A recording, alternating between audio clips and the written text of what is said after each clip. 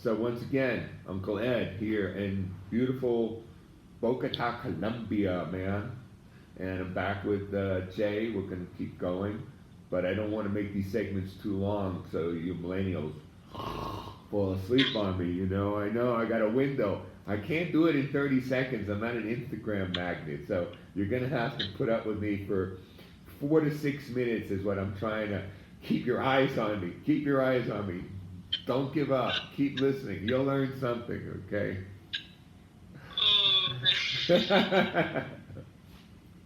Oh, I know. It's like you got to shake a bag of weed in front of their face or something. Here, pay attention. Pay attention. But anyway, I'm going to talk about Catherine a little bit, who wrote that wonderful review. And, she grew up upper middle class in a very nice neighborhood, got a Mustang car in high school, everything that we all, oh God, a Mustang, like, all the shit that we always, those kids, daddy's a lawyer kids. And what she was missing to become a world champion was her anger, her her her her hidden beast, as she called it. I brought out the beast in her. And what's important when you're coaching people or managing people, I don't like the word coaching too much. Like I'm your coach. It's like you're managing people. You have to find out, a good coach or a good manager. Some guys you got to grab by the face mask and kick them in the ass 4 times. And then some guys you got to put your arm around and go, I know you can do better. And it's very important not to use the same management technique or coaching technique on everybody. And that's the failure with a lot of people. They think their way is right. And there is no right or wrong in life. There's an action and there's a consequence. One very important person taught me that. You know. It's not like, oh, you're stealing, you're bad. No, you steal, you get caught, you go to jail. Very simple. Don't get mad at me. You're just doing something and you get caught. That's it. At the same time, if you do action that is positive and all that, the results could be positive. So Catherine had great talent. She's a natural athlete. She had great skills, very coachable.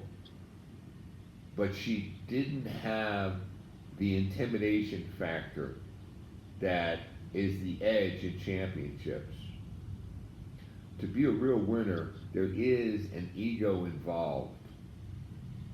There is an ego involved. There's I'm not talking about a fake ego, and I don't know if the ego is the word, but there's a story about Larry Bird that I love to tell. And the story is when Larry Bird was winning the three-point contest years ago, a bunch of guys that were also in the tournament were all standing around. The camera was behind him. And there's like 6 guys that are also in the tournament, right? And he goes up to them, you know what he says? You know what he says? Guess. He said, you guys try and decide who's taking second? That was Bird, man. Bird was a trash talker. You asked Michael Jordan who the best trash talker in the league was? Or was that white boy? Larry Bird. So he put it in their mind already that they're second. And you should have seen the face of the camera. They were like, you see what that fucking guy just said to us? They all looked at him like, and they were stunned. But already he was in their head. So I taught Catherine how to growl. Now you gotta understand, a 14-year-old little white girl with a ponytail and freckles going into a world champion tournament going, before she got on the mat, and then looking at that other little 14 girl, like, I'm gonna rip your lungs out and eat them in front of your children. Remember Tyson said, I'm gonna eat your children in front of you. Like, you're gonna get shitted on, man. You know, I'm going to rip off your head and shit down your throat, and pull out your lungs, and you know, and that edge helps you win. Now I'm going to tell you how bad my ego was. Not ego, but my swagger, because I earned that swagger. I was the biggest in the United States in what I did. We'd go to a trade show, and I had several competition or competitors there. And one or two would go, "Hey Ed, you want to go out for a beer and talk about maybe price control?" I look at this guy and go, "You stay the hell away from me. Don't even come near me." I go, "I don't want to go out beer with you. Let me explain something to you. The reason you're in the same business as me, which means you're going to take food off my table every day you're here.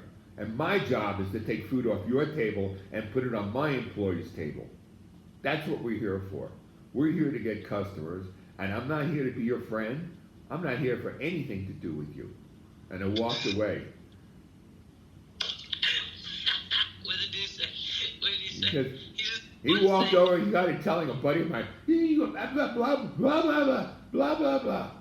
But you know what? Every time they go and we had a customer and I talked to them and then they talk, "Oh, you know Ed, he's this, he's that, Ed's this, he thinks he's the best company in the world, he thinks this." And I don't say a word about the guy. He doesn't exist on my planet.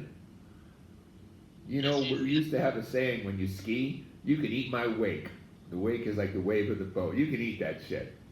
So, I'm not saying you should walk around like this, but you should walk around with your head up and your shoulders back. And get out the energy that you are a very, very good businessman, and you know what you're talking about, and you know that your people do outstanding work, and you've got a fantastic team, and nobody's better than my team. And you'll look them in the eye. So this is Uncle Ed, once again, Boca Raton, Colombia. Let's keep talking. I'm so glad everybody is watching my YouTube channel. Please subscribe, put comments in, and peace. Let's stack cash. You know, it's love stacking cash. I mean, I hate credit cards because the old days you used to walk around with, you know, money, baby. The stuff you snap off, the good shit.